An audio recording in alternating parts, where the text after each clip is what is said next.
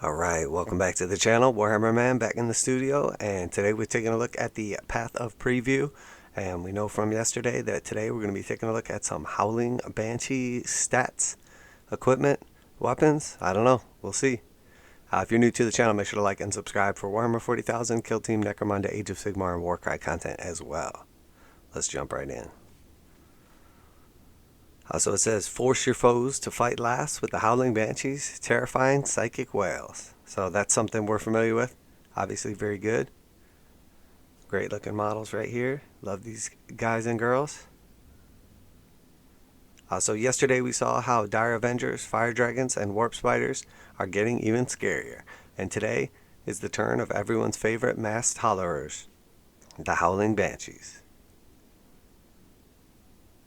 Armed with deadly Banshee blades, the acrobatic aspect warrior race into combat and cut their foes to ribbons in a violent whirl of cutting death. Yet none of this would be possible without their signature Banshee Mask. So Banshee Mask, each time you select an enemy unit as a target of a charge, made by the bearer's unit, until the end of that phase, that enemy unit cannot fire Overwatch or set to defend. While an enemy unit is within engagement range of the bearer, if the bearer's unit made a charge move this turn, the enemy unit is not eligible to fight this phase until after all eligible units from your army have done so. So no Overwatch, no defend, and everyone that they charged on the turn they charged fights last. Very good, obviously. Very strong. These ritual warhelms are equipped with a psychosonic amplifier, which augments the wearer's battle cry into a harrowing oral assault. The shriek that kills dissonance paralyzes the enemy. Alright, I'm pretty sure that's spelled wrong. Even causing lasting damage to their nervous system. Put simply, targets of a charge cannot fire Overwatch or set to defend, presumably to agonize trying to muffle the caterwauling. It only gets worse after that. Any foe within engagement range is unable to fight until all eligible units in your army have fought. So you can neutralize powerful enemy units before they can strike back, and your autarch can don a Banshee Mask, meaning no one's safe from the cry of Morag Heg. What's more, this one incredible trick isn't the only tool the Howling Banshees bring to the battlefield. Whirling Death. Each time a model in this unit makes a melee attack, if that model's unit made a charge move this turn, add 1 to that attack's wound roll. So +1 to wound on the turn they charge. Acrobatic. This unit is eligible to declare a charge in a turn in which it advanced. Each time an attack is made against this unit, subtract 1 from that attack's hit roll. So +1 to wound on the turn they charge. They can advance and charge. And whenever they are attacked, it's -1 to hit. From Whirling Death and Acrobatic. Whirling Death makes these dynamic warriors even more potent on the charge with their Banshee blades, bringing their attacks up to strength 4. They'll be wounding even Space Marines on a roll of 3+, and utterly shredding through ceramite. Not too shabby for a unit that already has 3 attacks per model. Okay, so the blade gives them +1 strength. They're strength 3. The Banshee blades are going to give them +1 strength to give them strength 4. And then against a toughness 4 Space Marine, on the turn they charge, they're going to have +1 to wound. So they'll be wounding on 3s. Okay, so we know the Banshee blade is strength 4.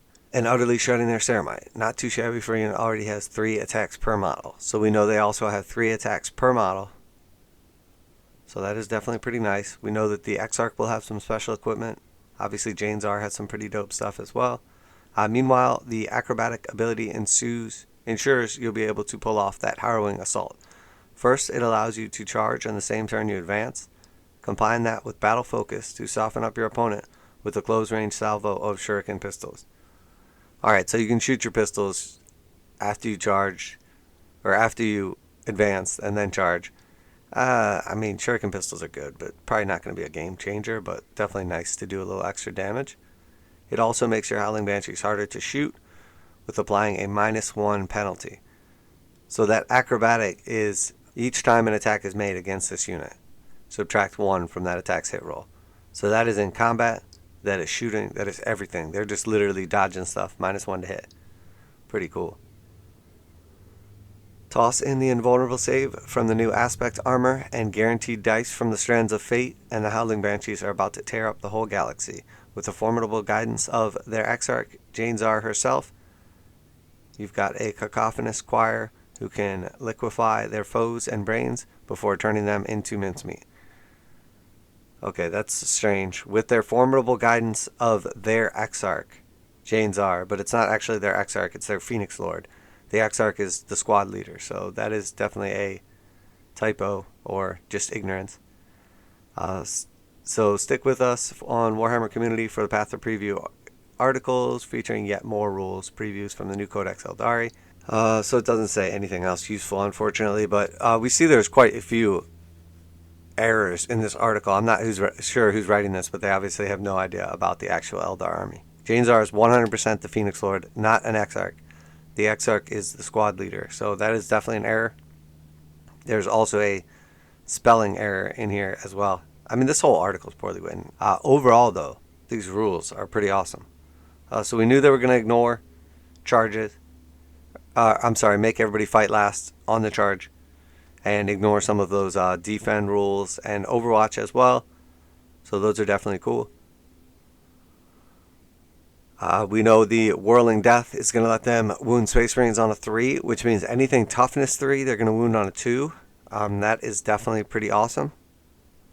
And then -1 to hit them all the time, definitely awesome as well. So, really liking this. There was a little discussion yesterday about the aspect armor, and I had mentioned that I didn't think any of the models were going to get 2+ saves, but it was possible. But I thought it was less likely any would get 4+ saves or that they would all have 4+ saves because the Guardians got 4+ saves. I think if all of them were going to have the same save, they would have just included it. They would have said exarch, or they would have said aspect armor, and then it would have given them the 5++ save and then a 4+ save. The fact that they did not have that and it just says exarch armor gives them all a 5++ save tells me that different aspect warriors are going to have different armor saving throws. So I think that was pretty clear. I think that a lot of units are going to have 3+ saves. I think some units are going to have 4+ saves. But that is just my guess. At this point in time, I'm fully just speculating. Obviously we will have to wait and see. We know that fire dragons are going to have an extra toughness. We know that banshees have an extra -1 to be hit. We don't know a ton of other stuff. I don't really pay as much attention to actual leaks or anything like that. Maybe people have seen actual leaks. I just find it's very hard to trust them. So, but let me know what you guys think of the official rules so far.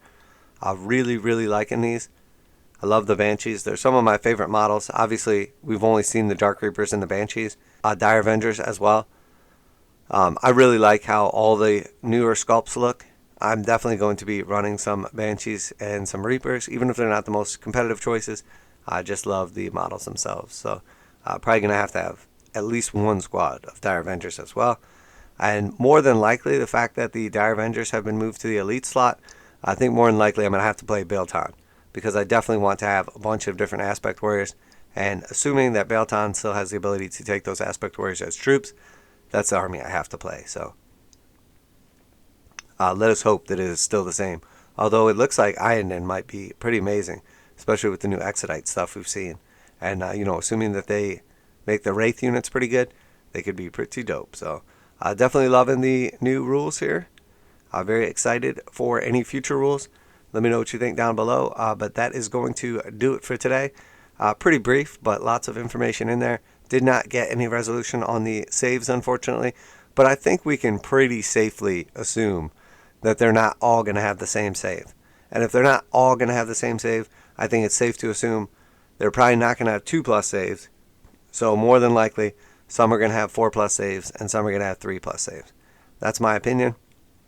We'll have to see. I think the Banshees and the Swooping Hawks will probably have 4+ saves. I think something like Striking Scorpions, I think Dark Reapers, and I think Fire Dragons, probably Warp Spiders as well, will all have 3+ saves. And then the 5++ invulnerable saves. That's just my opinion. We don't know yet. I'm not sure. But I'm guessing that that's what it will be. So We will wait and see, obviously, but in the meantime, we can speculate. Another thing is, too, the Guardians have the platform that gives them a 4... They have the 4+ armor save, and then the Assault Guardians have the platform that gives them a 5+ invulnerable save. So that's already going to make them as good as Dire Avengers. If Dire Avengers have a 4+ save and then a 5++ invulnerable save. Almost as good, I should say. And I think that if Dire Avengers are going to be worth taking as elites, they're going to need something to distinguish them from Guardians. Because even if they were just as good and less points, you probably wouldn't take them because there's so much other competing stuff in your elite slots. So I think that they're probably going to have some cool special rules and probably some better like armor or more wounds or more attacks or some special ability that distinguish them. I don't think that the Dire Avengers are going to be that close to Guardians. And with the buff to the Guardians' abilities and armor saves and whatnot, I think that they're going to have to make sure that the Aspect Warriors are actually good. So I think that alone tells me that the 5++ invulnerable save and the fact that we haven't seen them just generically list off Aspect Warrior armor, I think that tells us pretty clearly that we're going to see 3+, 5++ saves for at least most of the Aspect Warriors. Again, if they were all going to be 3+, I think they would have just showed the Aspect Warrior armor and it would have said 3+, 5++. So I think it's pretty safe to assume we're going to see 3+ and 4+ Aspect Warriors. They're all going to have 5++, and then they're all going to be elites overall. So, I don't really love that. I wish they had them more spread out. I would much rather see, like swooping hawks in the fast attack with warp spiders or something like that, or just some kind of distinction so you could build more of an Aspect Warrior army, but I guess that's just what they're reserved for Belton. So we'll have to wait and see. I'm still excited because that's probably who I'm going to play anyway.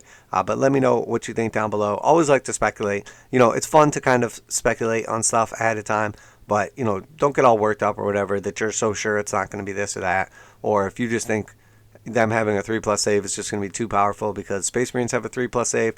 I don't think it's that crazy. They basically have the same armor as like Sisters of Battle, like just by looks and everything. So I think it's pretty realistic to think they could have the same stats as a Sister of Battle, toughness 3 with a 3+ save. I don't think that's, or Adeptus Sororitas. I don't think that's too like unbelievable by the way their armor looks and everything. Plus they're elves too, so they're tricky. Obviously they can get -1s to hit by just dodging bullets. So I think it's realistic they could probably make some armor that has 3+ saves also. So but that's it. Let me know what you think down below. Always like to hear from you guys. Appreciate all the positivity, all the new subscribers.